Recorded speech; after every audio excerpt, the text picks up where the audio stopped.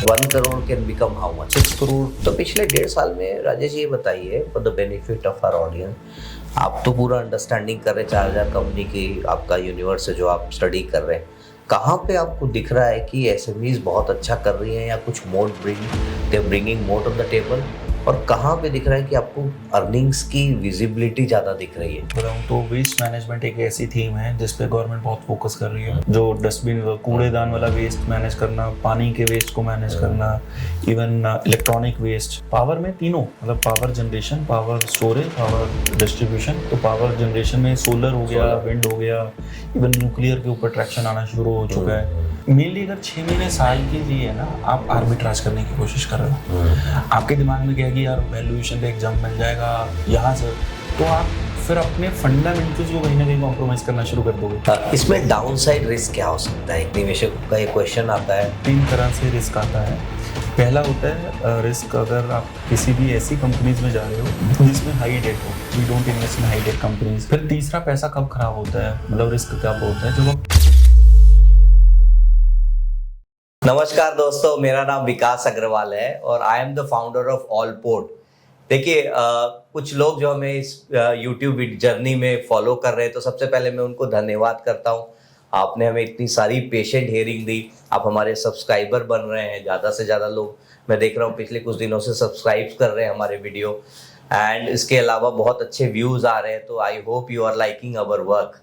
देखिए, आज का जो दिन है बहुत स्पेशल है, क्योंकि आपको पता है at Allport what we do is essentially invite industry experts, और हम कोशिश करते हैं कि उनसे जानने की, सीखने की कि वेल्थ कैसे क्रिएट किए जा सकता है, स्पेशली लॉन्ग रन में। अगर आप 1 डेकेड 2 डेकेड की बात करते हैं, तो इस तरह की जो बड़ी बड़ी लार्ज कैप कंपनीज जो हम देखते हैं, चाहे HDFC हो, L&T हो, रिलायंस हो, at one point of time during the 90s they were very small companies, but over a period of time they become very large. तो आज का जो मुद्दा है वो ये है कि जानना है कि नेक्स्ट HDFC मेकिंग कौन है, या नेक्स्ट रिलायंस कैसे निकल के आ सकता है, या इंडिया में कभी ग्लोबल कॉन्ग्लोमरेट्स भी बन सकते हैं क्या आगे फ्यूचर में। जैसे आप देखते हैं अगर यूएस में you have companies like Apple, you have companies like Microsoft, Amazon, not to forget 1980 से 90 के दशक में ये सारी कंपनियां बहुत छोटी हुआ करती थी, आज ही ग्लोबल कॉन्ग्लोमरेट्स बनी हुई है। तो मेरे साथ में आज मेरे स्टूडियो में बने हुए हैं राजेश जी। सो राजेश जी, सबसे पहले धन्यवाद आपका, आपने अपना कीमती समय निकाला। सो राजेश जी के बारे में मैं थोड़ा सा इंट्रोडक्शन करना चाहता हूँ। So Rajesh ji is a principal fund manager at venture X fund. ये अपना वेंचर एक्स फंड रन कर रहे हैं पिछले 1.5 सालों से, and venture X is also owned by Planify. So Planify first company है to start this unlisted journey, और उसकी एक्सपीरियंस को यूज करते हुए राजेश जी ने, और अपना पर्सनल एक्सपीरियंस यूज करते हुए फंड लॉन्च किया है। तो मेरा जो पहला क्वेश्चन है राजेश जी आपसे, बिकॉज आप एक फंड आपने रन कर रहे हैं पिछले 1.5 साल से, तो मेरा एक सबसे पहला क्वेश्चन है कि मार्केट्स के बारे में हमारे जो निवेशक हैं वो सबसे पहले जानना चाहते हैं कि पर्टिकुलरली अगर आप देखते हैं पिछले 2 साल में पोस्ट सितंबर मार्केट्स में रिटर्न्स नहीं आए, पहली चीज, और मोर पर्टिकुलरली जो स्मॉलर कंपनीज है उसमें कुछ एक स्टॉक्स है जो 30-40% से भी डाउन है जी। तो आपका क्या व्यू है एज अ हाउस? देखिए, सितंबर 2024 से हम देख रहे हैं कि यूएस के डेट क्राइसिस की वजह से मार्केट में एक करेक्शन है। ओवरऑल मार्केट की हम हमेशा एक साइक्लिसिटी देखते हैं, और उसके बाद से पिछले 1.25-2 साल से मार्केट बेसिकली कंसोलिडेट कर रहा है। उसमें चाहे ट्रम्प टैरिफ्स आ जाएं बाद में, या फिर अभी इजराइल ईरान की वॉर थी जो, तो कुछ ना कुछ चलता जा रहा है। इवन अभी मार्केट में जैसे मोदी जी की जो स्टेटमेंट आई हमारे प्राइम मिनिस्टर की, उसकी वजह से भी ऐसा लग रहा है कि अगले 3 महीने 6 महीने ये कंसोलिडेशन फेज जो है वो एक्सटेंड करेगा भी। ओके। तो ओवरऑल, और ऐसा कोई घबराने वाली बात नहीं है कि ऐसा नहीं है कि ये पहली बार कुछ, अभी कई बार लोग बोल रहे हैं कि ये तो फर्स्ट टाइम ही ऐसा कुछ हो रहा है, ऐसा नहीं है। अगर आप देखेंगे तो मार्केट की 8 ईयर की साइक्लिसिटी है। अभी मार्केट कंसोलिडेट कर रही है 2024 से सितंबर से। अगर हम उससे 8 ईयर्स पहले चले तो तब भी 2016 में 8 नवंबर 2016 को डिमोनेटाइजेशन हुआ था जी ठीक याद है। और है ना, उसके बाद 2017 में जीएसटी इम्प्लीमेंटेशन हुआ, 2018 से मार्केट वहां से उसके बाद कंसोलिडेशन फेज में चला गया। आईएलएफएस क्राइसिस हुए और क्राइसिस काफी सारी जीएसटी चीजें, इम्प्लीमेंटेशन रेरा आया, रेरा तो आया। 3-4 साल के मार्केट्स के रिटर्न्स म्यूट हो गए कुछ म्यूट हो गए। तो मई 2020 में तक हम कहते हैं कि वो म्यूटेड साइकिल रहा। इनफैक्ट कोविड की फर्स्ट वेव के बाद जाकर मार्केट ने एक्चुअली चलना स्टार्ट किया और 5 साल की हमने एक अच्छी रैली देखी। उससे भी अगर 8 साल पहले चले जाएं, 2008 में भी सेम साइकिल हमने देखा है रिपीट होते हुए। सब प्राइम क्राइसिस आया, तब तो इंडेक्स लेवल पे आप तो थे मार्केट में, आपने तो देखी हैं चीजें कि जब इंडेक्स लेवल पे 67% का करेक्शन था। और लेमन ब्रदर हुआ, तो 2008 के बाद 9, 10, 11, 12, 9, 10, 11 में भी कंसोलिडेशन हुआ। 12 से एक्चुअली में मार्केट चली। 2000 में आईटी बबल बर्स्ट हुआ, 2003 से मार्केट वापस चली। सेम 92-93 में हर्षद मेहता केस हुआ, 1984 में इंदिरा गांधी असैसिनेशन। तो every 8 year market tend to take a pause. और उस पॉज के बाद जितने भी वीक हैंड्स हैं, वीक हैंड मतलब जो शॉर्ट टर्म के लिए कोई इन्वेस्टमेंट कर रहा है, कोई 3 महीने 6 महीने साल के हिसाब से, वो लोग धीरे धीरे करके निकलना शुरू हो जाते हैं। तो जो अच्छे स्ट्रॉन्ग हैंड्स हैं, हमारी भाषा में जो आदमी लंबे टाइम के लिए इन्वेस्ट कर रहा है, कम से कम 5-7 साल का होराइजन लेकर इन्वेस्टमेंट कर रहा है, वो सिर्फ वही टिकता है, वही रहता है। तो ये वही बात हो जाती है कि जो शॉर्ट प्लेयर्स हैं, जो ट्रेडिंग के पर्सपेक्टिव वाले हैं, वो सब आउट होते चले जाते हैं। तो और फिर उसके बाद नया वेव स्टार्ट होता है। तो इस कंसोलिडेशन में भी हमें 2 साल हो गए हैं। हम मानते हैं कि थोड़ा सा टाइम और कंसोलिडेशन का चाहे जरूर रहेगा। उसके बाद मार्केट फिर वापस से उठना स्टार्ट होगा। और इस कंसोलिडेशन में भी जो स्मार्ट मनी है वो एक्चुअली में फंड के रिटर्न्स में थोड़ा थोड़ा रिफ्लेक्ट होना स्टार्ट हो गया है। मतलब इवन अगर हम मतलब अपने भी फंड के बारे में भी बात करें तो कई कंपनीज, 90% ऑफ द कंपनीज के रिजल्ट्स काफी अच्छे आए हैं। जिसमें वही पूछना चाह रहा था कि अभी रिजल्ट्स कैसे आए एक क्वार्टर, क्योंकि एक तरफ प्राइसेस था और दूसरी तरफ रिजल्ट्स बहुत अच्छे आए। जी, तो देखिए जो हमारी एसएमई कंपनीज में जिसमें हम इन्वेस्ट कर रहे हैं, उसमें क्या है कि mostly that is not that much impacted by the Trump tariffs, क्योंकि वहाँ पर यूएस में एक्सपोर्ट के लिए ज़्यादा टैरिफ्स लगाए गए थे। इवन इजराइल ईरान वॉर आई तो अभी सप्लाई चेन में उतना प्रॉब्लम नहीं है, क्योंकि most of these companies are मतलब वो इंडिया की ही इकोनॉमी को सप्लाई कर रही है, डोमेस्टिक के लिए कर रही होती है काम। मोस्टली गवर्नमेंट के रन ऑर्डर्स होते हैं या फिर कोई ऐसे ऑर्डर्स हैं जिसमें बेसिकली डोमेस्टिक ही यूज कर रहे हैं, डोमेस्टिक कंजम्पशन ज्यादा है उनका। ओके, तो वहां पर हमने इम्पैक्ट देखा है कि रिजल्ट्स काफी अच्छे थे। 90% of the companies have in fact surpass their guidance, और उसकी वजह से आपके पोर्टफोलियो की जो और उसकी वजह से मतलब उसमें एक स्मार्ट मनी डलनी शुरू हो गई है। मतलब लोग जो अच्छे इन्वेस्टर्स हैं उन्होंने कंपनीज को समझकर उसमें पैसा डालना स्टार्ट कर दिया है। और उसकी वजह से एक छोटा हम अल्फा जनरेट होता देख रहे हैं सारे इंडेक्सेस के कंपैरिजन में या किसी और भी किसी फंड के कंपैरिजन में। तो वो एक अच्छा रिटर्न दिखना स्टार्ट हो गया। बट हम अभी भी मानते हैं ये बहुत इनिशियल डेज हैं। ऐसा नहीं है कि मतलब कोई कंपनीज जो 8 या 10, 12 पी की वाली कंपनी थी हमारी, वो 25 पे पहुंच गई हो। मतलब 8 वाली पी वाली कंपनी भी 10 पर पहुंची है, मतलब इतना ही है। बट उसी से ही एक अच्छा खासा अल्फा जनरेट होता दिखता है। ओके, सो मेरा क्वेश्चन है कि आप थोड़ा सा हमारे व्यूअर्स के लिए एसएमई इन्वेस्टिंग को थोड़ा सिंप्लीफाई कर सकते हैं क्या? कि ओवरऑल मैं देख रहा था कुछ आपके प्रेजेंटेशन में कुछ 1394 कंपनी लिस्ट हुई हैं अभी तक। जी। तो थोड़ा सी आप ये जर्नी बताएं, और सडनली जो एक समय पे इतने अच्छे रिटर्न आ रहे थे पिछले 1-2 साल से, वो भी रिटर्न्स म्यूटेड हो गए हैं। तो आपका क्या इसमें ओपिनियन है? देखिए ओवरऑल एसएमई की अगर मैं पूरी की पूरी मार्केट के बारे में बात करूं तो सेबी ने 2012 में ये कॉन्सेप्ट इंडिया में इंट्रोड्यूस किया था कि हमें एसएमई की एक्सचेंजेस बनाना चाहिए। हम India is the second country to have an SME exchange. उससे पहले UK was the first country. तो हमने वहीं से ही इसको इंस्पिरेशन ली है। India became the second SME country to have an SME. तो US does not have an SME exchange. और फिर सबसे पहले बीएसई एसएमई 2013 में, एनएसई एसएमई 2014 में बनी। पिछले 12-13 साल की जर्नी में अभी अगर मैं जून 2026 तक का डेटा के बारे में बात करूं तो तकरीबन 1496 कंपनीज, तो 1496 कंपनीज अब तक, ऑलमोस्ट 1500 कंपनीज ने अपना आईपीओ कर लिया है। 38,000 करोड़ रुपीस रेज कर लिया है। उसका मार्केट कैप तकरीबन अभी 2,28,000 करोड़ का है। रिमार्केबल जर्नी, मतलब 38,000 करोड़ कोई छोटा सम नहीं है। तो वो कहने कंपनीज है, बट वो समेशन में काफी मतलब पैसा देखा जाए तो एक अच्छा खासा कॉर्पस बन गया है। Every fourth company has given a return of more than 30% compounded. हर चौथी कंपनी ने 30% कंपाउंडेड रिटर्न दिया। ओके। और हर ऑलमोस्ट चौथी कंपनी माइग्रेट कर गई है एसएमई से मेन बोर्ड पे। 3 साल के बाद एक कंपनी की एलिजिबिलिटी बन जाती है। तो एसएमई का अभी भी हम देख रहे हैं साल में तकरीबन 200 200 to 250 companies are getting listed, but still we are in a year. in an year, but still we feel these are initial years. बहुत initial days हैं, मतलब 4-5 years down the line, 10 years down the line, अभी 200 से 250 companies हैं। आने वाले time में हम देखेंगे इवन 800 से 1000 कंपनीज भी एक साल में लिस्ट हो रही होंगी। तो इतना बड़ा मार्केट है, इतना बड़ा मार्केट है। मतलब अगर मैं एसएमई कंपनीज के बारे में बात करूँ तो आज भी एक अच्छे साइजेबल अमाउंट की 57,000 कंपनीज हैं जो मतलब एलिजिबिलिटी वाइज। तो आप साइज बोलते हो तो थोड़ा सा आप डिफाइन करो, क्या रेंज के, क्या पैट होगा इनका या क्या रेवेन्यूज होगा? देखिए रेवेन्यू की अगर मैं बात करूं तो ये कंपनीज होंगी 50 करोड़ एंड अबव। अच्छा। और प्रॉफिटेबिलिटी की अगर मैं बात करूं तो मोस्टली कंपनीज 10 करोड़ से ऊपर की प्रॉफिटेबिलिटी वाली होंगी। और मोस्ट ऑफ दीज कंपनीज हम जो जनरली देख रहे हैं, सबसे ज़्यादा जो सबसे बड़ा कोहर्ट है वो कंपनीज का है जो 200 से 500 करोड़ की वैल्यूएशन के बीच में आईपीओ लेकर आ रही हैं। 500 करोड़ वाली कंपनी का प्रॉफिटेबिलिटी बड़े आराम से 25-30 करोड़ का होता है। ओके। उस कई बार उससे भी ज़्यादा होता है क्योंकि 15 से 20 के ही मल्टीपल्स पर जनरली लिस्ट होने के लिए आती हैं जी। तो उस हिसाब से अगर कोहर्ट में देखें तो ये मैक्सिमम कंसंट्रेशन है। तो एसएमईज की अगर मैं अगेन रिटर्न्स वाइज भी बात करूं, अगर मैं पिछले 5 साल के रिटर्न्स के बारे में बात करूं तो हमने जैसे एनएससी एसएमई के इंडेक्स के रिटर्न्स का देखा है। 1 करोड़ का investment has given a return of 10 crore 81 lakh of on NSC SME index. और सेम अगर इन्वेस्टमेंट 1 करोड़, मतलब 1 करोड़ 10 करोड़ बना, 1 करोड़ 10 करोड़ 81 लाख का रिटर्न दिया है, तो बना तो 11 करोड़ 81 लाख है। कितने समय में? पिछले 6 साल में। ओके।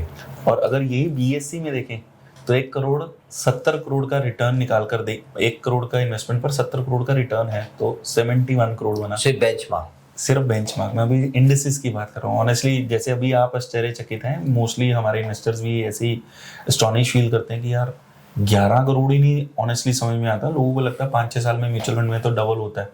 आप 6 साल में कह रहे हो डबल नहीं, उसका भी 11 मतलब 5.5 गुना हो गया, 11 करोड़ हो गए। तो इतना रिटर्न कहाँ बन रहा है? और जब मैं 70 करोड़ बोलता हूँ तो वो वैसे ही मतलब आउट ऑफ इक्वेशन चला जाता है क्योंकि लोगों को लगता है शायद कोई पॉन्जी वॉन्जी होगा, but these are companies which have got listed and जिसका इतना फिनोमिनल रिटर्न आया है। इंडेक्स में विकास जी आप तो ये चीज़ समझते हैं कि हर कंपनी आउट परफॉर्म भी नहीं करती, कई एवरेज और म्यूटेड कंपनीज भी आती हैं, स्टिल ये रिटर्न्स है। 103% का CAGR रिटर्न है। तो इस वजह से हम बोलते हैं पिछले 6 साल का, पिछले 6 साल का, पर उसमें 2 साल खराब भी गए और अभी पिछले 2.25 साल पूरे इंक्लूडेड है। इन 2 साल में क्या रिटर्न है बेंचमार्क का? देखिए अभी तो मेरे हिसाब से अगर इंडेक्स के बारे में बात करूं तो पिछले 2 साल का तो 10% से कम का रिटर्न रिटर्न्स नॉर्मलाइज हो गए हैं। और नॉर्मलाइज के बाद भी 11 करोड़ का रिटर्न है और नॉर्मलाइज के बाद ही 70 करोड़ का रिटर्न है। मैं जून 2026 के डेटा के ऊपर बात कर रहा हूँ, तो तब भी रिटर्न्स तो एक्स्ट्राऑर्डिनरी है। इवन पिछले 1 साल में भी अगर देखा जाए तो शायद नेगेटिव रिटर्न होंगे इंडेक्स के 2-3% के, बट फर्क नहीं पड़ता क्योंकि अगर हम 10 साल के CAGR रिटर्न की भी बात करें तो एनएससी के एसएमई के इंडेक्स का 10 ईयर CAGR रिटर्न भी 61% है। तो मतलब anything above honestly anything above 26% we feel it is very good, है ना।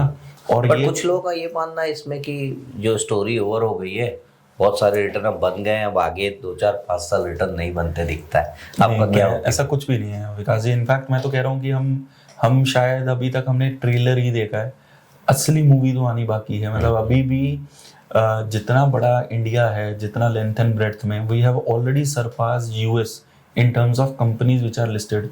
यूएस में अभी 3,300 कंपनीज लिस्टेड हैं, इंडिया में ऑलरेडी 5,000 क्रॉस कर चुकी हैं जो कंपनीज लिस्टेड है जी। और जबकि वैसे तो 7,500 है आप जो कह रहे हैं, बट 2,000 कंपनीज उसमें ऑपरेटिव फंक्शनल नहीं है। मैं उसको नहीं गिनना, अगर आप वो गिनेंगे तो 7,000 से ऊपर हो गए। तो कहने का मतलब क्या है कि अभी तो उनकी इकोनॉमी हमसे ऑलमोस्ट 9 टाइम्स बड़ी है या 8 टाइम्स बड़ी है, उसके बावजूद हमारे नंबर ऑफ कंपनीज ज़्यादा हैं। और अभी भी हम क्या कह रहे हैं कि most of the companies are sitting outside of this bucket. 7,000 या 5,000 लिस्टेड होने के बावजूद 57,000 अनलिस्टेड है। तो अभी वो वाला वर्ल्ड इससे 10 गुना 11 गुना अभी भी बड़ा है। तो eventually those companies will also, जो भी कंपनीज आगे ग्रोथ के लिए देखेंगी, जो ग्रोथ कैपिटल चाहती होंगी और जिसको लगेगा कि उनको आगे ग्रो करना है, they will come to capital markets for listing. सो इसमें दो चीज मेरे को जो समझ आ रही है, आप बोल रहे हैं कि if India has to grow, it cannot grow only with help of large cap companies, it has to grow with these help of these diversified mid and small cap companies as well. Absolutely. In fact, SME की contribution की मैं बात करूँ तो GDP में 31% का contribution है सिर्फ SMEs का, मतलब उनका representation in terms of earnings, in terms of earnings, but in terms of market cap नहीं है. in terms of market cap नहीं है. ठीक बात. इवन एम्प्लॉयमेंट की भी बात करें तो MSME employs close to 32.9 crore people wow. out of 140 crore. तो it is the biggest employer. So it deserve more space in terms of market cap. Right. 49% exports का, manufacturing का 46%. तो without SMEs, India cannot have that manufacturing story. India cannot in fact survive. मतलब अगर हमें employment को unemployment को solve करना है, अगर हमें नेक्स्ट फेज अब 4 ट्रिलियन से 5 ट्रिलियन डॉलर, 6 ट्रिलियन डॉलर और इवेंचुअली और बड़ी इकोनॉमी बनना है, आपको एसएमईज को बढ़ावा देना ही पड़ेगा. वहीं से ही आपका next set of government of India का भी क्लियर एजेंडा दिख ही रहा है. पिछले बजट्स में आप देखेंगे तो एसएमईज का बहुत नाम है. उन्हें बहुत सारी सुविधा प्रोवाइड की जा रही है, लोन्स अवेलेबल कराए जा रहे हैं. एब्सोल्युटली. वो प्रॉपर एक सेक्शन रहते हैं एमएसएमईज के ऊपर, एसएमईज के ऊपर. भी 50,000 करोड़ का एसआरआई फंड बनाया गया है, PLI scheme, one district one program, make in India. फिर इधर से सेक्शन 64 बीएच भी लेकर आए हैं, इंट्रोड्यूस. बेसिकली 45 डेज का क्रेडिट साइकिल कर दिया ताकि बड़ी कंपनीज ऐसी छोटी कंपनीज को, छोटी कंपनीज अंदर 500 करोड़ वाली कंपनी कहने में छोटी दिख सकती है, but in terms of large मतलब मार्केट कैप वो छोटी लग सकती है, बट वैसे तो उसका रेवेन्यू अच्छा है. पर गवर्नमेंट ने कि ताकि बड़ी कंपनीज इनके पैसे का क्रेडिट साइकिल को ज़्यादा लंबा ना करे, जो कि पहले इंडिया में 90 डेज 180 डेज था, उसको कट करके 45 डेज कर दिया है. अब राजेश जी फंड के बारे में बात करते हैं कि देखिए पहली बात तो एसएमईज में अगर मैं देखता हूँ एज अ डिस्ट्रीब्यूशन हाउस, तो we don't have too many managers working in this segment. और कुछ एक मैनेजर्स कर भी रहे हैं तो अपने पर्सनल लेवल पे कर रहे हैं, बट पब्लिक फंड लेके नहीं कर रहे. तो पहली बात तो आपने कैसे ये सोचा, नंबर 1. एंड नंबर 2 आप थोड़ा सा फंड के बारे में फिर बताएं. जी देखिए बिल्कुल ठीक बात है. तो हमारा मेन ऑब्जेक्टिव ही अल्फा एएमसी बनाने का यही है कि हम ऐसी यूनिक अपॉर्चुनिटीज लेकर आना चाहते हैं अपने इन्वेस्टर्स के लिए जो बाकी एएमसीज अभी कवर नहीं कर रहे. और हमें लगता है ये एसएमई वाला जो स्पेस है अभी भी काफ़ी अनचार्टेड, अनएक्सप्लोर्ड है. बहुत ही फ्यू मैनेजर्स हैं इस मतलब जो सेम स्पेस में काम कर रहे हो. और जितना मतलब हमारा तो मेन मोटिव रहता है कि हम अपना best of the best effort डाल सकें. तो हमने एनालिस्ट की टीम भी थोड़ी सी बड़ी रखी है, ड्यू डिलीजेंस के लिए फोरेंसिक ड्यू डिलीजेंस कर रहे हैं कंपनीज पे. तो हमारे जिस हिसाब से इन्वेस्टमेंट फ्रेमवर्क्स हैं जिसमें हम एलएमवीटी के बारे में बात करते हैं, फोरेंसिक ड्यू डिलीजेंस है जिसमें हम एलएफ40 के बारे में बात करते हैं. तो वो पर्सपेक्टिव यही है कि कंपनीज सही अच्छी कंपनीज को इनिशियल फेज में आइडेंटिफाई करके उसमें इन्वेस्टमेंट की जा सके. आइडिया ये है कि 100 करोड़ से 3,000 करोड़ के बीच में हमें उस यूनिवर्स को देखना है. और इसमें तकरीबन इस वक्त 4,300 कंपनीज है. तो 100 से 3,000 करोड़, तो 3,000 करोड़ में वो मेन बोर्ड पे नहीं जाती है, अभी भी एसएमई में होती है. आप दोनों देख सकते हैं अपने फंड पे. राइट. तो मेन बोर्ड वाली कंपनीज को भी हम देख सकते हैं. द आइडिया इज कि चाहे वो मेन बोर्ड में जाके लिस्ट भी हो रही हो तो हम उसमें भी you have that flexibility. We have the flexibility in our fund के इन्वेस्ट कर सकते हैं हम मेन बोर्ड वाली कंपनीज में भी.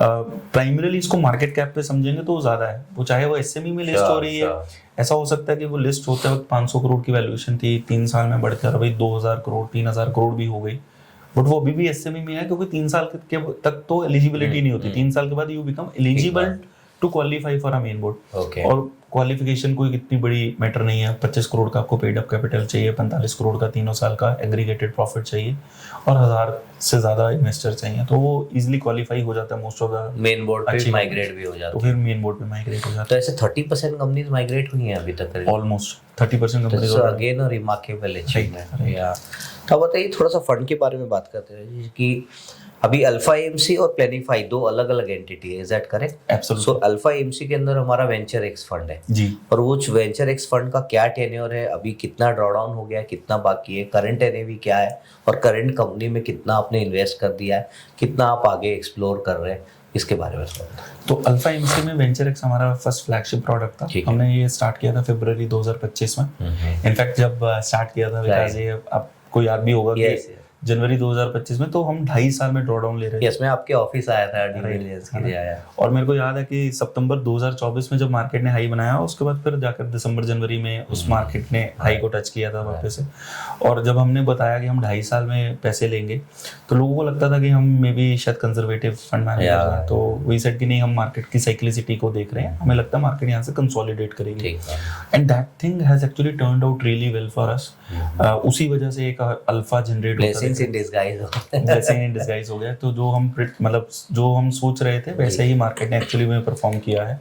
उस वजह से तो हमारा मेन जो मोटिव था कि every quarter we draw down 10% of the capital every quarter. तो साल के 4 क्वार्टर्स हैं, तो पिछले साल 4 क्वार्टर्स में हमने 40% ड्रॉ डाउन किया। इस साल अभी तक पहले 2 क्वार्टर्स में 20% लिया, और अभी हम थर्ड ड्रॉ डाउन, मतलब इस साल का थर्ड ड्रॉ डाउन भी करने वाले हैं। ये पूरा खत्म हो जाएगा या अगले साल 2027 तक आप पूरा ड्रॉ डाउन कर?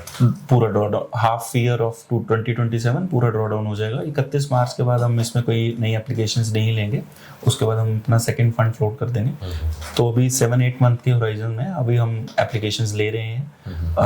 और ओवरऑल ये जर्नी में मतलब हमने अभी तक तकरीबन 36-37 कंपनीज में इन्वेस्ट किया है। काफ़ी सारी कंपनीज हमने प्री आईपीओ स्टेज पे ली हैं, कुछ कंपनीज हमने एज एन एंकर इन्वेस्टर, मतलब आईपीओ के टाइम पे हमें कंफर्म्ड अलॉटमेंट्स मिली हैं, और कुछ कंपनीज इवन सेकेंडरी मार्केट में भी ली हैं। तकरीबन 70 करोड़ के करीब की डिप्लॉयमेंट हमारी नवंबर से मार्च के महीने में रही है। जो लास्ट ईयर का नवंबर से जो मार्केट बिल्कुल मतलब जैसे काइंड ऑफ एकदम से गिरा था, बॉटम में आ गया, तो मार्च में भी मेरे को याद है 31 मार्च को भी हम बाय कर रहे थे।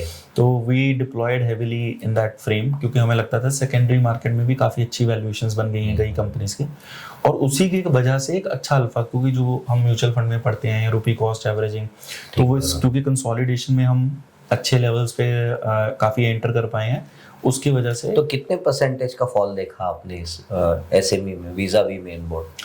देखिए, ओवरऑल अगर मैं वॉलेटिलिटी की बात करूं तो लार्ज कैप फंड्स गिरे थे ऑलमोस्ट 42%, और जो mid cap small cap funds हैं वो गिरे थे 52%, एज वर्सेस एसएमई फंड्स गिरे हैं 35%, 34 to 35%। अच्छा, तो हम जनरली क्या सोचते हैं कि मे बी लार्ज कैप से स्मॉल कैप में 42 से 51 हुआ या 52 हुआ, तो मे बी एसएमई और गिरा होगा, बट ऑन द कॉन्ट्रेरी 42 की बजाय 34-35% का फॉल था, विच इज एब्सोल्युटली नॉर्मल। हमें लगता है कि वो वॉलेटिलिटी इतनी मतलब हम एक्सपेक्ट करते हैं उसमें।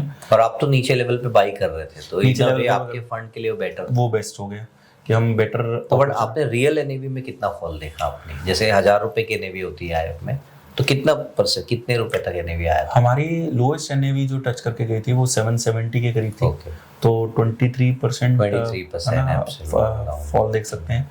इवन अब जब हमने बाउंस करना शुरू किया है, तो अभी जितने भी इंडेक्सेस हैं, चाहे वो निफ्टी हो, सेंसेक्स हो, बाकी जितने भी एसएमई के Nifty SME index, BSc SME index, और इवन माइक्रो कैप या स्मॉल कैप के इंडेक्सेस, उन सभी को ही हम आउट परफॉर्म कर रहे हैं इन टर्म्स ऑफ मतलब परफॉर्मेंस। पिछले 2 महीने में आपने देखने को मिला, पिछले 3 महीने में, पिछले 1 महीने में, 3 महीने में, 6 महीने की परफॉर्मेंसेज हमारी।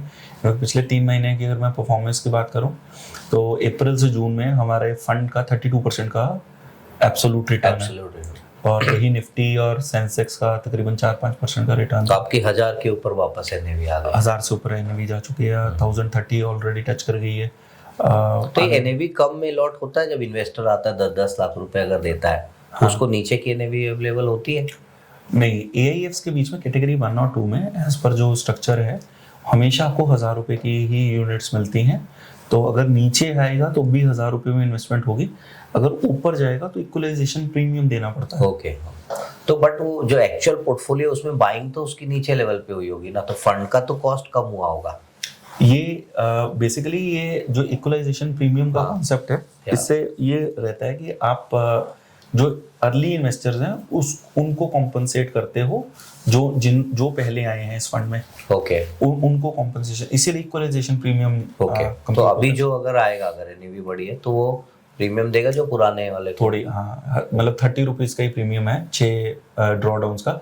Good part is 7th 8th 9th 10th पे आपको प्रीमियम नहीं देने की जरूरत। मान लीजिए अगर कोई इन्वेस्टर किसी भी कैटेगरी 1-2 के फंड में आ रहा है और उसने 60% ड्रॉ डाउन किया, तो सिर्फ 60% तक के लिए इक्वलाइजेशन देना है। तो 30 रुपीज इंटू अगर कोई 1 करोड़ की एप्लीकेशन डाल रहा है, तो 6000 यूनिट्स के ऊपर मोटा मोटा 1,80,000 रुपये हुआ, ठीक। तो कोई बहुत बड़ी फिगर नहीं है। Yeah. पर जैसे जैसे इसकी परफॉर्मेंस बढ़ती चली जाएगी, जैसे हम इस महीने के एंड में भी अपने फंड में एक अच्छा एनएवी का जंप देख रहे हैं, बिकॉज एक हमारी प्री आईपीओ कंपनी भी लिस्टिंग में आई है। अच्छा, okay, very nice, congratulation, thank you. It's a dream come true when you invest and then you see company getting listed. जी जी। ओके, तो उसकी वजह से एक एनएवी का एक अच्छा जंप और दिखेगा। तो जैसे जैसे इन्वेस्टर लेट आएगा तो ऑब्वियसली उसको एनएवी का जंप देना पड़ेगा उतना।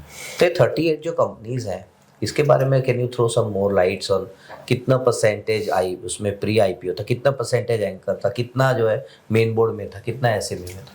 जी, तो प्री आईपीओ की स्टेज में और आईपीओ की स्टेज में ऑलमोस्ट 50% ऑफ द फंड्स की प्रोसीड्स गए हैं और 50% सेकेंडरी मार्केट में भी गया है, क्योंकि मार्केट काफ़ी बीच में करेक्ट हुई थी, तो वहाँ पर हमें सेकेंडरी अपॉर्चुनिटीज़ अच्छी मिल गई।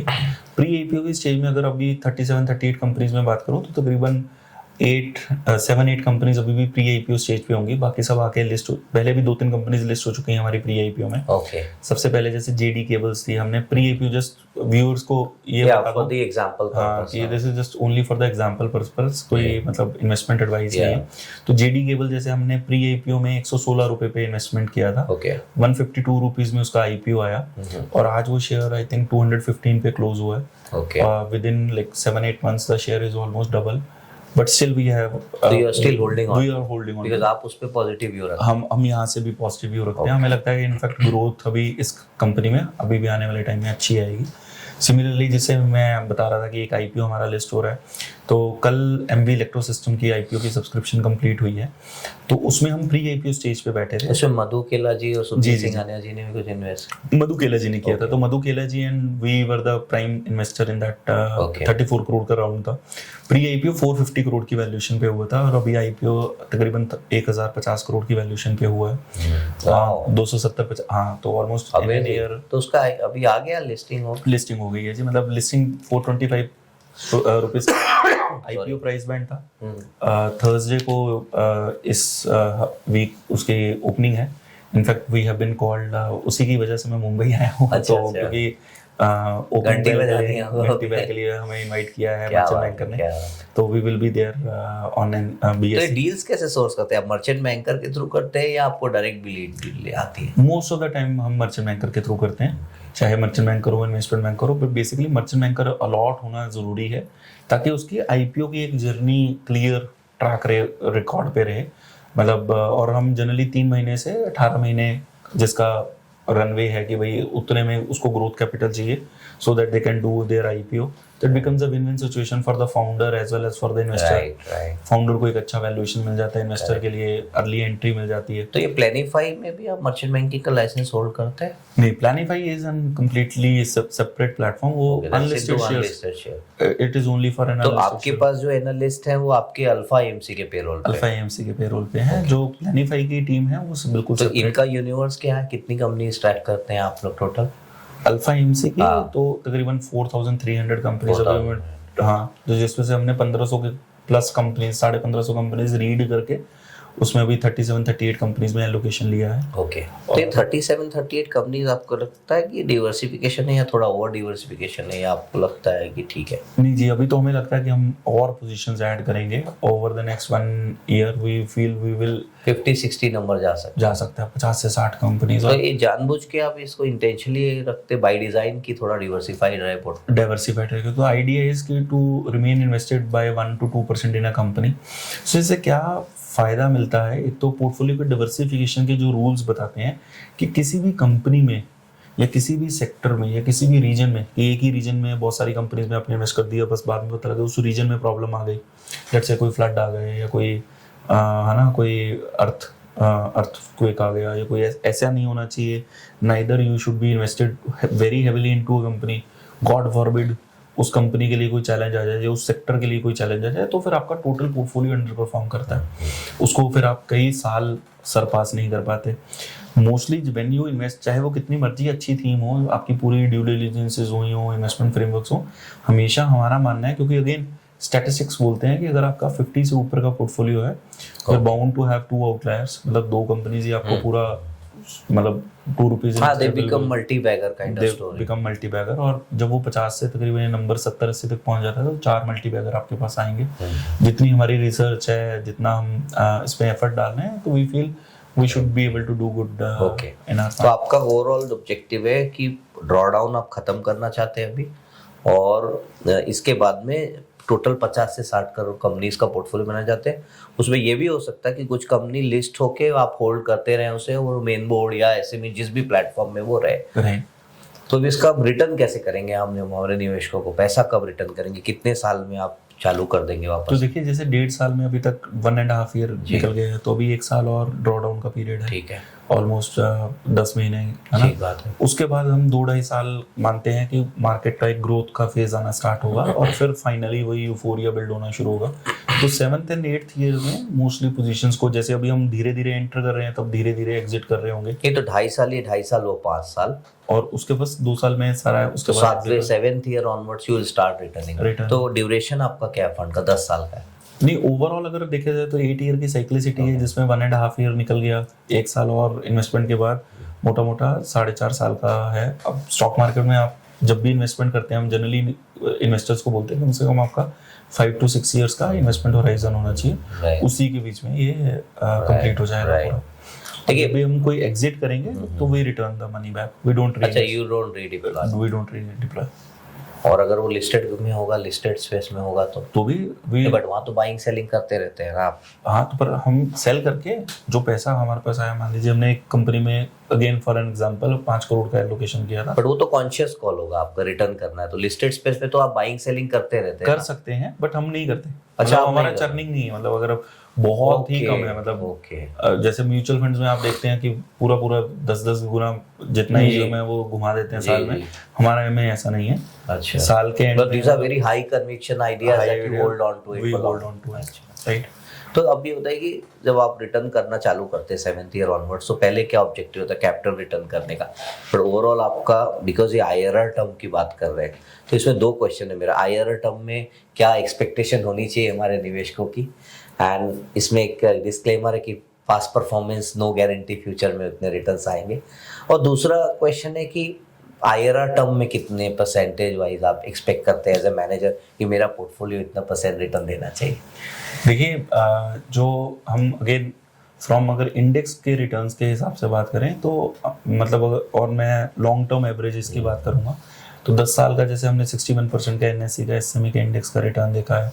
हमारा ब्रॉडली मानना है कि एसएमई का इंडेक्स एनीवेयर, और अगर अलग मार्केट के साइकिल्स की भी बात करें तो 36 to 60% is a good range for any investor. But उतनी % की ग्रोथ है क्या? अंडरलाइंग ग्रोथ एब्सोल्युटली है, तभी तो है जो रिटर्न्स आ रहे हैं। अगर मैं पिछले क्वार्टर की रिटर्न्स की बात करूँ 32%, तो हम तो साल के भी रिटर्न की बात नहीं कर रहे हैं। मतलब 32% इज अ फिनोमिनल रिटर्न। तो वो क्यों है? क्योंकि अंडरलाइन ग्रोथ है, मतलब तभी तो मतलब परफॉर्मेंस आया है।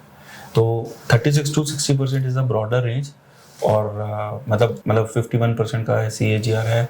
BSE के, SME के इंडेक्स का 130% का CAGR है। तो उसका एवरेज भी अगर हम पकड़ें 70-75, that is something which we will want to beat. तो एज अ फंड मैनेजर मेरे लिए, हमारे लिए मतलब जो चैलेंज रहता है दिमाग में कि हम दोनों इंडेक्सेस के रिटर्न्स को बेसिकली बीट करें। That is one target which we want to do. But anything, मैं हमेशा से बात करता रहा हूँ कि anything above 26% we are very happy, right, we are lucky. हाँ, राइट, कि हर 3 साल में पैसा डबल हो रहा है। एनीथिंग अबव 41.4% हर 2 साल में पैसा डबल हो रहा है। और अगर वो 60% से ग्रो कर रहा है तो आप मानकर चलिए हर 13-14 महीने में पैसा डबल हो रहा है। तो मतलब, तो ये बताइए कि अगर मैं आपको 1 करोड़ रुपए देता हूँ, 2.5 साल, आपने कुछ ऐसा मैथ किया है एक्सेल पे कि 2.5 करोड़, 2.5 साल तो आप ड्रॉ डाउन कर रहे हैं, उसके बाद आप 3 साल उसको 3.5 साल रख के और फिर आप वापस करेंगे, तो कितना, मतलब 1 crore can become how much? Let's say I give you commitment. जी। तो ओवरऑल इन्वेस्टमेंट देखिए, अगर वो 2.5 साल में पैसा ले रहे हैं और 2 साल का भी एवरेज निकाल लेते हैं कि 1 साल में एग्जिट आ रहा है, तो ब्रॉडली टाइम होराइजन 6 साल का बैठता है। ठीक है। और हम मानते हैं कि 1 करोड़ का मतलब 25% से ग्रो करते हैं। हाँ, तो 6 करोड़ तक भी रिटर्न बन सकता है। मतलब 6 ईयर्स में 6 करोड़ का return can easily be done. तो ये आप इन्वेस्टर तो कैसे पता चलेगा? आप क्वार्टरली उनको एनएवी देंगे और कैसे एज एन इन्वेस्टर मुझे कैसे ट्रैक करने को? वैसे हम क्वार्टरली नहीं, हम मंथली एनएवी देते हैं। मतलब that is a good part about us Right. कि हम we want to be transparent with our investors. तो हमें है कि हम मंथली अपडेट्स दें। तो हम मंथली अपना न्यूज़लेटर निकालते हैं जिसमें जितनी भी नई कंपनीज हमने ऐड की हैं, कोई कंपनीज का कैसा परफॉर्मेंस रहा है, कोई पॉजिटिव कोई नेगेटिव, वो सारी चीज़ें हम अपने न्यूज़लेटर में भी अपडेट डालते हैं। रैशनल्स डालते हैं, अपने इन्वेस्टर्स को अपडेट करते हैं। और साथ में ही मतलब पूरा फंड का परफॉर्मेंस वगैरह every month we do that. In fact उसमें सारा डेटा रहता है कि अभी तक हमने कितनी कमिटमेंट्स रेज कर ली, कितना ड्रॉ डाउन कर चुके हैं, कितना पैसा डिप्लॉय कर दिया, उस पर क्या रिटर्न्स आ रहे हैं, रियलाइज गेन क्या है, अनरियलाइज गेन क्या है। तो everything is very crystal clear. In fact हमने टेक का प्लेटफॉर्म पूरा बिल्ड कर दिया है इसका। अल्फा एएमसी की ऐप अवेलेबल है एंड्रॉइड पे, आईओएस पे।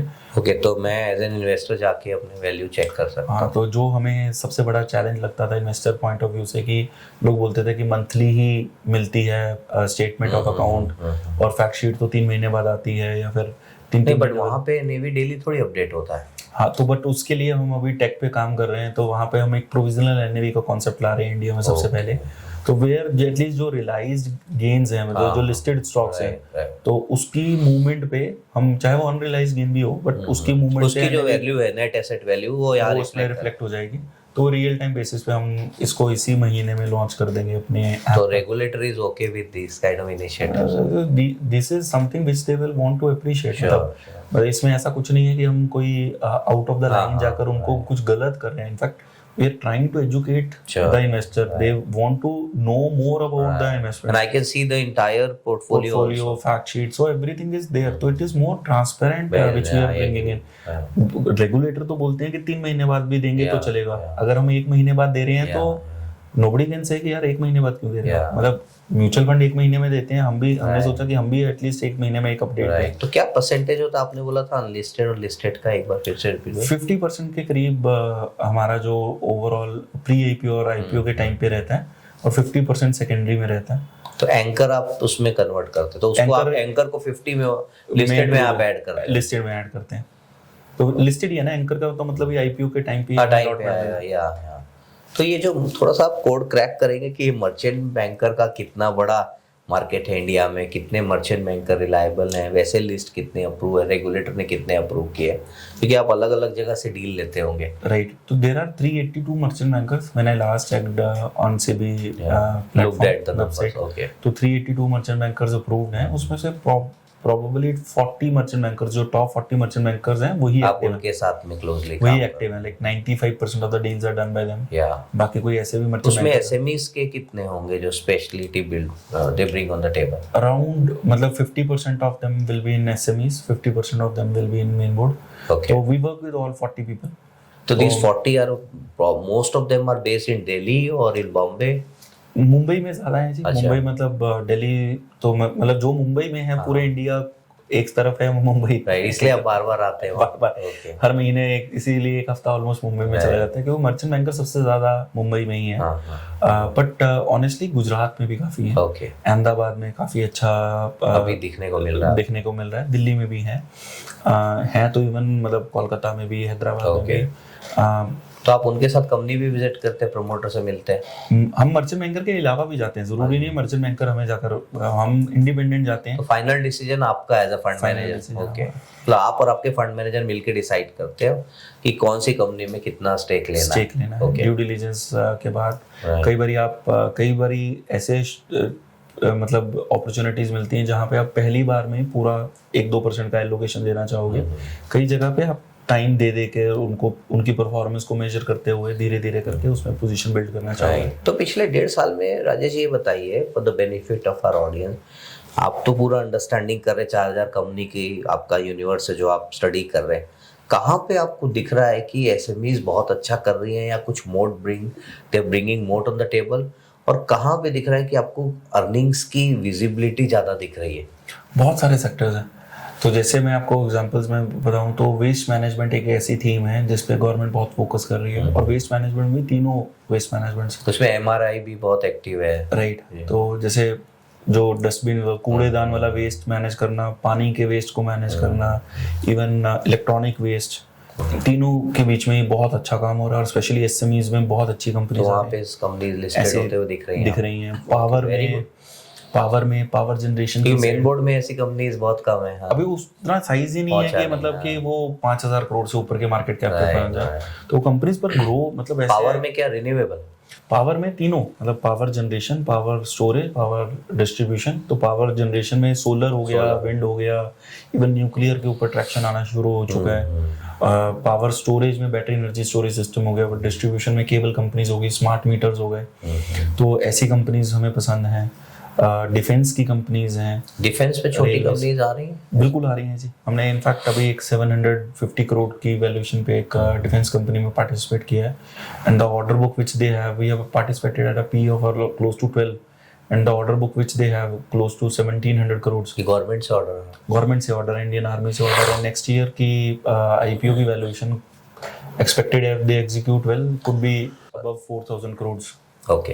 तो विच इज फिनोमिनल है। वो 4000 करोड़ के ऊपर भी 25-30 कहीं पी का मल्टीपल बैठता है। तो मतलब an early entry into these companies। पर ऐसे सेमीकंडक्टर का कोई इसमें स्पेस नहीं? सेमीकंडक्टर्स का भी है जी, मैं वही बता रहा था कि छोटी कंपनी में सेमीकंडक्टर देखने को मिल रहा है। सेमीकंडक्टर्स के ऊपर अभी बहुत अभी एक पीछे लिस्ट हुई है कंपनी, फोकस है। तो एक कंपनी है जो बेसिकली डिजाइनिंग के ऊपर आई है, फैंटास्टिक कंपनी।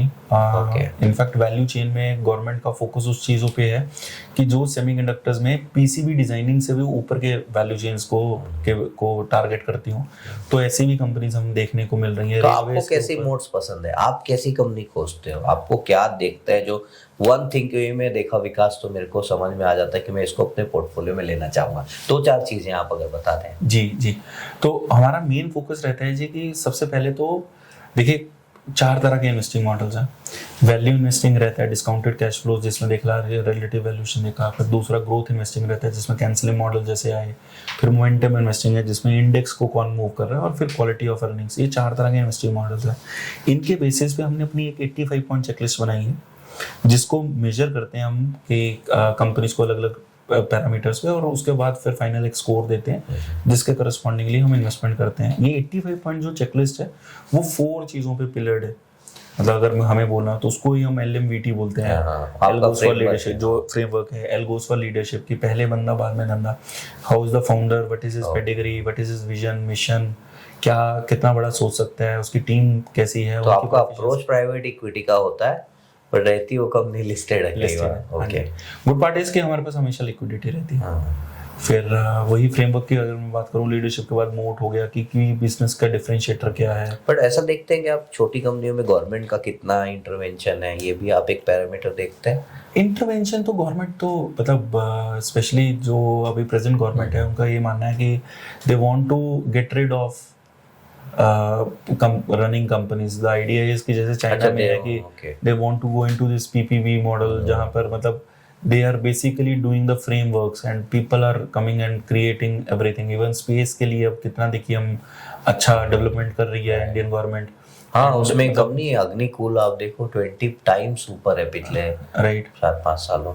और स्काई रूट करके भी अभी कंपनी है जिसने पहली बार में डाला। तो ये क्यों है? क्योंकि गवर्नमेंट चाह रही है कि इनफैक्ट फ्रेमवर्क उन्होंने क्यों मतलब एलन मस्क जैसे इतने ब्रिलियंट एक्स्ट्राऑर्डिनरी पर्सन मतलब were not able to send the satellite in the first go. हम क्यों कर पाए? क्योंकि दे ओपन इसरो को की फैसिलिटी को यूज करो।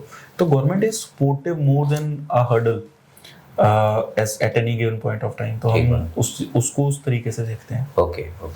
तो अपने ये अलग अलग सेक्टर के आपकी अलग एनालिस्ट है, वो कवर करते हैं। सेक्टर उसके बाद में आप लोग फिर इन्वेस्टमेंट कमिटी में वो आइडिया डिस्कस करते हैं। उसके बाद पहले ड्यू डिलिजेंस में जाता है। तो फॉरेंसिक ड्यू डिलिजेंस करना कंपनीज के बारे में, कि कंपनीज में बेसिकली लीगली चेक करना कंपनीज को, कॉर्पोरेट एक्शंस देखना, उनके कोई क्रिमिनल पास्ट ट्रैक रिकॉर्ड ना हो, GST इनकम टैक्स के मल्टीपल जिस भी सेक्टर में काम कर रही है उसमें मल्टीपल नॉन कंप्लायंसेस ना हो, फाइनेंशियल ड्यू डिलिजेंस करना, क्वालिटेटिव साइड क्वांटिटेटिव साइड, हर जाकर प्लांट को विजिट करना, टेक्नोलॉजी का ड्यू डिलिजेंस करना। उसके बाद जाकर एक कंपनी हमारी चेकलिस्ट कंप्लीट करती है। ओके।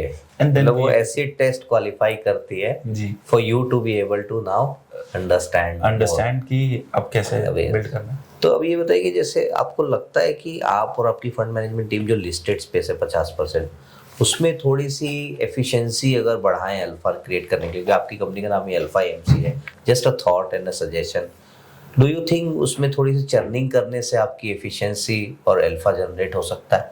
काजी हमारी में कंपनीज ऐसी होती हैं कि कई बार अल्फा जनरेट करने के चक्कर में, मतलब इन द सेंस की ट्रेडिंग करने के चक्कर में वो कंपनी आप मिस आउट कर दोगे और वो बाद में हाथ ही नहीं आएगी। आई गिव यू फ्यू एग्जांपल। जैसे एक कंपनी है, हमने again just for disclaimer purpose, it is only for है ना, एजुकेशनल पर्पस। तो एक इंडो एसएमसी करके कंपनी है, हमने उसको प्री आईपीओ की स्टेज पे लिया, आईपीओ की स्टेज पे लिया। आईपीओ भी आई थिंक 142 मतलब 140 की रेंज में था और विद इन 4-5 मंथ्स अभी वो कंपनी 450 प्लस है, मतलब already 3 times post the IPO हो चुकी है। और अगर हम उसको किसी भी एंगल पर सोचते कि यार आज 30 रुपए बढ़ गए, 20 रुपए बढ़ गए 5% के अपर सर्किट में, या 3 दिन का अपर सर्किट लग गया, अब बाहर आ जाते हैं, we would have never got a chance to come actually go in again, क्योंकि मतलब आपको चांस ही नहीं देगी कंपनीज। कई बार ही वो एक रन जो होता है ऑर्गेनाइजेशन का, वो आप ये वो स्मॉल कैप, मतलब जनरल हमारा परसेप्शन क्या रहता है कि जब मे बी लार्ज कैप में है कि उन्होंने पूरे साल में 10% मूव करना है, तो अगर वो 2-3 बार मूव करती हैं तो आप उसको कैप्चर करने की कोशिश करो। यहाँ पर कंपनीज की मूवमेंट 100% से लेके even we have seen 20 times also going a stock in an year. Wow. तो आप मतलब वापस पकड़ ही नहीं पाओगे, फियर ऑफ मिसिंग आउट हो जाएगा। मतलब फियर ऑफ मिसिंग आउट नहीं, आप बैठे हो, all you need to do is sit down and relax. थोड़ा पेशेंस रखना है कि अगर वो बढ़ रही है तो उसमें फालतू के, हम यही बात करते हैं कि जब पैसे बनने स्टार्ट होते हैं, मतलब वो अभी मतलब बहुत सारी कंपनीज हैं जहाँ पे हम 30x 40x के गेन पे बैठे हैं 3 इयर्स 4 इयर्स 5 इयर्स के टाइम होराइजन पे।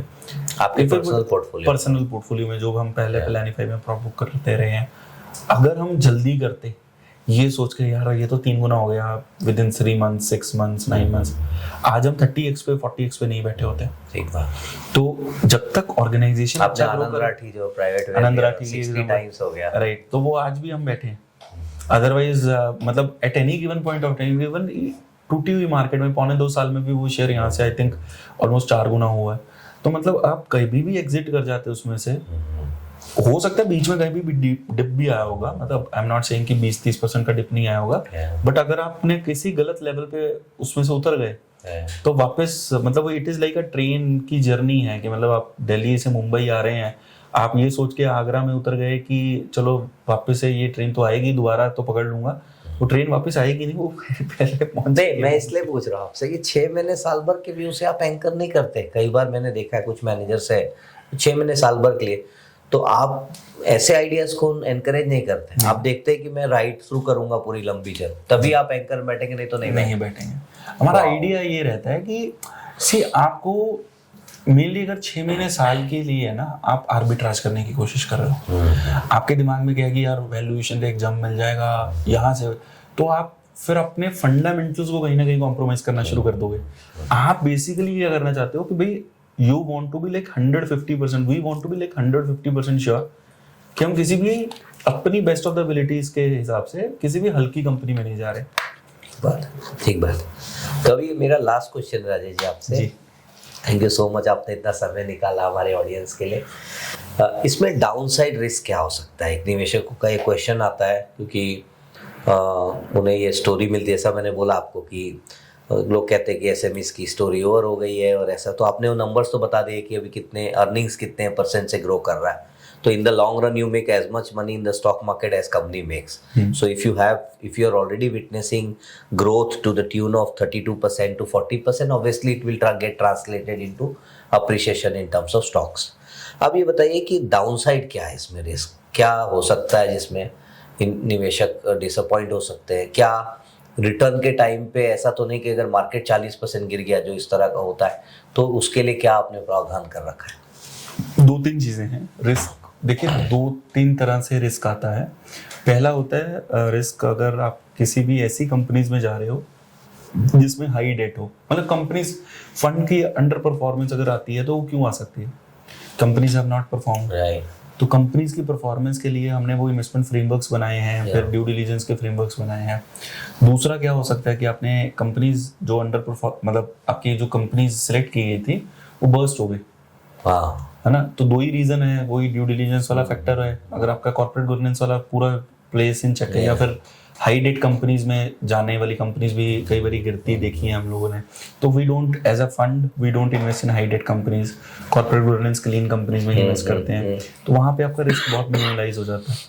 फिर तीसरा, पैसा कब खराब होता है, मतलब रिस्क कब होता है, जब आप ट्रेड कर रहे हो या स्पेशली लेवरेज ले लेके ट्रेड कर रहे हो या ओवर ट्रेड कर रहे हो। हम ट्रेड ही नहीं करते, मतलब it becomes very difficult for an investor to actually lose money. Trader के लिए पैसा कमाना बहुत मुश्किल है, इन्वेस्टर के लिए पैसा गंवाना बहुत मुश्किल है। आप किसी कंपनी में बैठे हो 4 साल 5 साल 7 साल, मतलब, और अगर उसकी इतने फिनोमिनल क्राइटेरियाज थे जिसको जो पहले आपकी 125 पॉइंट की टोटल चेकलिस्ट को मैच करके आप बैठे हो, let's say after 50 60 70 80 companies we even go wrong for 4 5 companies 10 companies, इतनी टीम है, सब कुछ प्रॉपर हर चीज कर देख रहे हैं। बाकी की कंपनीज जो 70%, क्योंकि आपके जो रिटर्न्स बनने हैं वो तो एक्चुअली में 20% कंपनीज परेटो रूल के हिसाब से तो 20% कंपनीज बना कर देंगी, पर बाकी की 70% जो 40-50 कंपनीज हैं वो भी अच्छा परफॉर्म करेंगी। That they may not be like 100x or 50x, but those companies will also turn out to be 2x 4x 5x 7x, क्योंकि आपका बेस बहुत छोटा है। आपने चुन के अपने सिलेक्ट करके उन कंपनीज को अपने फंड में ऐड किया, तो अदरवाइज हमें इसके अलावा मतलब कोई ऐसा लगता नहीं है कि जिसकी वजह से हम कहें कि यार बहुत कोई मतलब नेगेटिव किसी इन्वेस्टर के लिए, या हम इवन एज अ फंड हमारा खुद का मतलब इसमें 5 करोड़ का कैपिटल स्पॉन्सर कमिटमेंट रहता है, तो जो कि एक पोर्टफोलियो मैनेजमेंट सर्विसेज के पास अगर आप जाते हैं, पीएमएस में जाते हैं, तो फंड मैनेजर को अपना 1 रुपये भी डालने की जरूरत नहीं है। तो अगर इन्वेस्टर का रिटर्न नहीं भी बन रहा, fund manager still getting his fees, तो वहां पर उसका एक स्किन इन द गेम नहीं है। म्यूचुअल फंड में वही 50 लाख रुपए पर स्कीम है, यहाँ 5 करोड़ रुपए मिनिमम होता है। तो हर मतलब आदमी, फंड मैनेजर का जॉब सिर्फ इन्वेस्टर का पैसा तो बनाना है, फिड्यूशियरी रिस्पांसिबिलिटी है ही है, बट उसका खुद का भी पैसा लगा हुआ है, तो उसके ऊपर भी उसको रिटर्न बनाना है। तो there is skin in the game, right. Plus आप अपने फैमिली लेवल पे भी इन्वेस्ट करते हैं। ठीक है, विद दैट मैं आपको बहुत बहुत शुभकामनाएं देता हूँ, और मैं होप करता हूँ कि जो भी हमारे निवेशक हैं जिन्होंने आज हमारा पॉडकास्ट सुना, अगर वो कुछ और इसके बारे में जानना चाहते हैं तो आप हमें कमेंट बॉक्स में लिख के बताएं और हम उसे रिवर्ट करेंगे। थैंक यू सो मच, और बहुत बहुत शुभकामनाएं आपको Rajesh ji. Thank you so much.